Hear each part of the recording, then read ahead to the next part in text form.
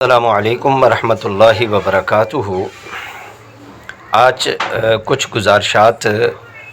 क़ुरबानी के गोश्त के मुताल्लिक़ आपके गोश गुजार करनी है, क्योंकि क़ुरबानी जो है ये हमारा एक जो मुक़द्दस त्यौहार है हमारे उनमें से एक है। और हुज़ूर सल्लल्लाहु अलैहि वसल्लम का इरशाद गिरामी है, अल ईद व ईदान, कि हमारी ईदें दो हैं, ईद उल अज़हा, ईद उल फ़ितर व ईद उल अज़हा, कि रमज़ान मुबारक के बाद जो ईद आती है, रोज़ों वाली ईद भी जिसको कहते हैं, मीठी ईद भी कहते हैं, ईद उल फ़ितर है, और ईद उल अज़हा जिसको क़ुरबानी की ईद भी कहते हैं, ईद उल अज़हा भी कहते हैं, गोश्त वाली ईद भी कहते हैं। ये दो ईदें हैं।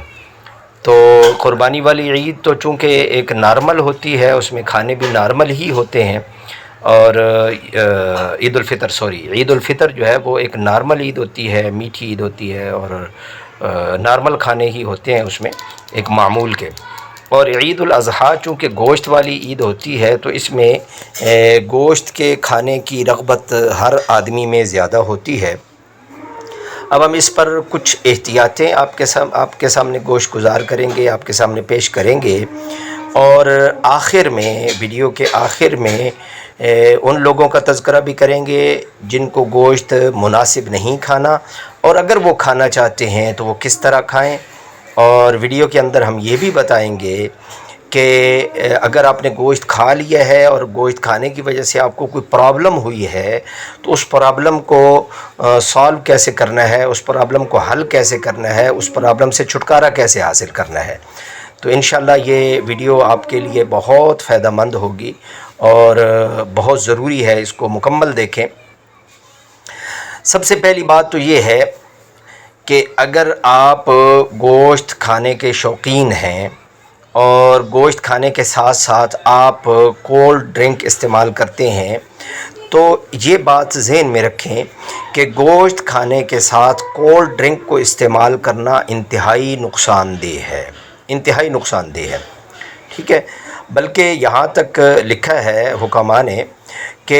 इसके अंदर तो ठंडा पानी भी नहीं, ये एक तो होता है नॉर्मल पानी, एक होता है ज़्यादा ठंडा पानी। तो ज़्यादा ठंडा पानी पीना भी ये बंदे को मोटापे का शिकार बना देता है, तेज़ाबियत का शिकार बना देता है, और इसके गुर्दों के ऊपर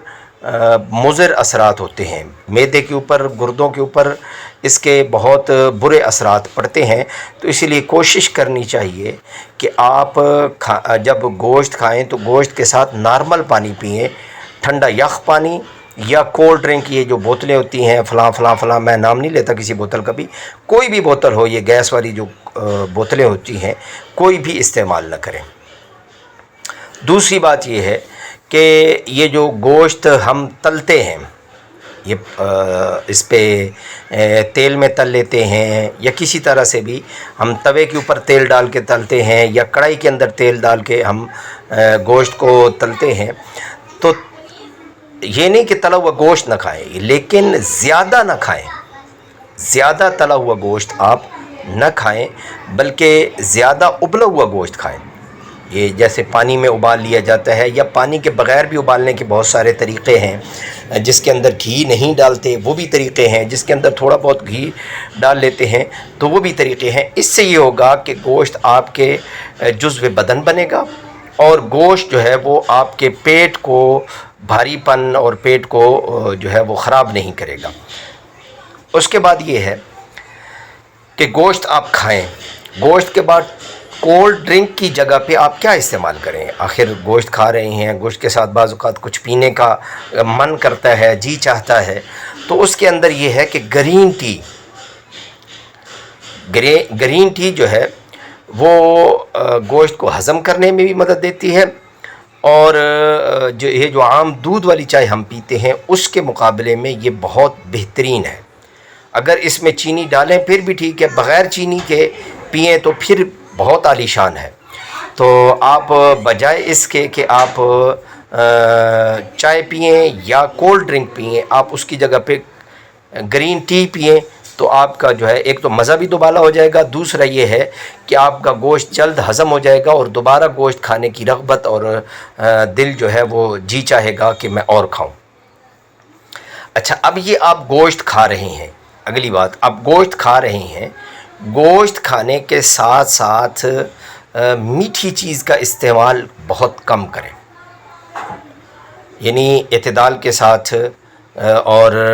کم مقدار میں میٹھی چیز جو ہے وہ استعمال کریں۔ یہ جو ہے یہ بھی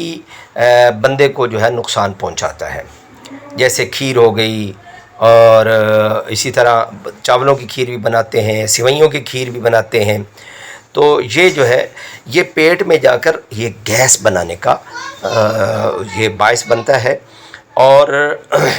یہ جو شوگر ہے، شوگر کی طرف بندے کو لے کر جاتا ہے، ذیابیطس کی طرف، ٹھیک ہے، ڈیابٹیز کی طرف لے کر جاتا ہے بندے کو۔ تو ایک اور ذہن میں رکھے، بات میرے ذہن میں آ گئی، یہ بھی انشاءاللہ فائدہ مند ہوگی، کہ کبھی بھی میٹھا کھانے کے بعد کولڈ ڈرنک استعمال نہ کریں، کبھی بھی، یہ زندگی کا معمول بنا لیں۔ میٹھی چیز کھانے کے بعد آپ کولڈ ڈرنک، ویسے تو کولڈ ڈرنک استعمال ہی نہیں کرنی چاہیے۔ اگر کوئی بندہ تجربہ کرنا چاہے کہ میٹھا کھانے کے فوراً بعد کولڈ ڈرنک پی لے، تو وہ بے شک شوگر اپنی چیک کرا لے، فوراً اس کی شوگر ہائی ہو جائے گی اور شوگر کا ذیابیطس کا معاملہ اس کو لاحق ہو سکتا ہے۔ اچھا، اس کے بعد آپ گوشت جو کھا رہے ہیں، زیادہ گوشت کھانے سے پرہیز کریں، ایک بہت زیادہ گوشت کھایا جا رہا ہے، بہت زیادہ۔ اب اس کا طریقہ کیا ہے؟ آپ ساتھ جو ہے پودینے کی، دھنیا، سبز مرچ، اناردانہ، اس کی چٹنی بنائیں، اور چٹنی بنا کر اس کو آپ ساتھ رکھ لیں۔ آپ اگر ایک لقمہ گوشت کا لے رہے ہیں تو ایک چمچ چٹنی کی بھی کھا لیں، ایک لقمہ گوشت کا اور ایک چمچ چٹنی کی۔ اس کا فائدہ یہ ہوگا کہ وہ گوشت بھاری پن نہیں بنائے گا، اور ہمیشہ کامیاب لوگ وہی ہوتے ہیں، کھانے پینے میں کامیاب لوگ وہ ہوتے ہیں جو اعتدال کے ساتھ کھاتے ہیں۔ اچھا، ایک اور طریقہ ہے گوشت کو اچھی طرح کھانے کا، ایک اور طریقہ یہ ہے کہ آپ گوشت کے ساتھ ساتھ سبزیاں استعمال کریں، ٹھیک ہے۔ اب سبزیاں استعمال کرنے کے دو طریقے ہیں، ایک تو یہ ہے کہ گوشت کے اندر سبزی ڈال کر پکائیں، یعنی گوشت کو پکائیں تو گوشت کے اندر سبزی ڈال کر پکائیں، اور دوسرا طریقہ یہ ہے کہ آپ جو ہے وہ گوشت کے ساتھ ساتھ کچی سبزی استعمال کریں، جیسے یہ ہے کیا کہتے ہیں، اللہ آپ کا بھلا کرے، کھیرا ہے، ٹماٹر ہیں، سبز مرچ ہے، سبز دھنیا ہے، سبز پودینہ ہے، وہ کچا آپ کھاتے رہیں ساتھ ساتھ، تو وہ بھی بہت زیادہ انشاءاللہ فائدہ مند ہے۔ تو اس سے اگلی بات کہ اگر آپ گوشت کھا رہے ہیں تو آپ زیادہ کھانا چاہتے ہیں تو کھائیں، لیکن اس کے ساتھ ساتھ آپ جسمانی ورزش کوئی کریں، کوئی ایکسرسائز کر لیں، گوشت کھانے کے فوراً بعد کوئی ایسا کام کر لیں کہ وہ گوشت جزو بدن بن جائے، وہ یہ صرف یہ کھانا اور نکالنے کا ترتیب نہ ہو، بلکہ گوشت جو ہے وہ جزو بدن کا حصہ بنے۔ اس کے لیے یہ ہے کہ یہ کوئی بھی طاقت والی چیز آپ کھائیں نا، کوئی بھی طاقت والی، یہ زندگی کا معمول بنا لیں، کوئی بھی طاقت والی چیز آپ کھائیں تو اس کے اندر جو ہے وہ آپ اس کے اندر جو ہے وہ آپ نا یہ کوئی ایکسرسائز کر لیں، طاقت والی چیز کھانے کے فوراً بعد کوئی ایکسرسائز کر لیں، اس سے یہ ہوگا کہ وہ چیز آپ کے جزو بدن بن جائے گی۔ تو گوشت کھانے کے بعد بھی آپ پیدل چل لیں، کوئی ایکسرسائز کر لیں، پیدل چلنے کا کوئی موقع نہیں ہے تو آپ کوئی ایکسرسائز کر لیں، تھوڑا سا مشقت والا کام، اتنا کہ تھوڑا پسینہ نکل آئے۔ اچھا، یہ چونکہ عید الاضحیٰ ہماری جو ہے نا یہ گرمی کے موسم میں آ رہی ہے، تو موسم گرما میں عموماً یہ ہوتا ہے کہ گوشت زیادہ کھانا موسم گرما میں وہ نقصان دہ ہوتا ہے، ٹھیک ہے، کیونکہ یہ ہوتا یہ ہے کہ یہ جلدی ہضم نہیں ہوتا، اور گرمی کی وجہ سے چونکہ معدہ بھی ہیٹ اپ ہوتا ہے، اور یہ جو کیا کہتے ہیں بندے کا جسم یہ بھی ہیٹ اپ ہوتا ہے، تو اس کے لیے یہ گوشت جو ہے وہ زیادہ کھانا مضر صحت ہو جاتا ہے۔ آپ نے دیکھا ہوگا گرمی کے موسم میں جب عید آتی ہے تو بہت سارے لوگ ہسپتالوں میں بیچارے داخل ہو جاتے ہیں گوشت کی وجہ سے۔ اب اس میں یہ ہے کہ آپ گوشت جو ہے وہ کھائیں، اور اس کے بعد گرین ٹی پئیں۔ گرین ٹی کی تاثیر جو ہے وہ ٹھنڈی ہے، وہ آپ کے جو معدے کی حرارت ہے اس کو ٹھنڈا کرے گی۔ پھر ساتھ جو ہے یہ جو چٹنی میں نے بتلائی ہے، یہ چٹنی بھی جو ہے نا معدے کی حرارت کے لیے بہت بہترین ہے۔ اگر چٹنی نہیں بنا سکتے تو آپ جو ہے وہ کر لیں، یہ کچے جو ہے وہ کھا لیں، دھنیا، پودینہ اور اس قسم کی چیزیں یہ کچی کھا لیں، پھر بھی ٹھیک ہے۔ اچھا، اب جب گوشت آپ نے کھانا ہے تو کوشش کریں زیادہ چربی والا گوشت نہ کھائیں گرمیوں میں، چربی کم ہو، اور گوشت کے چھوٹے چھوٹے پیس بنا کر اس کو پکائیں، چھوٹے پیس، بڑے پیس نہ بنائیں۔ چھوٹے پیس بنائیں گے تو اس میں یہ ہوتا ہے کہ چھوٹے پیس بنانے کی وجہ سے وہ اچھی طرح پک جاتا ہے، کچا نہیں رہتا،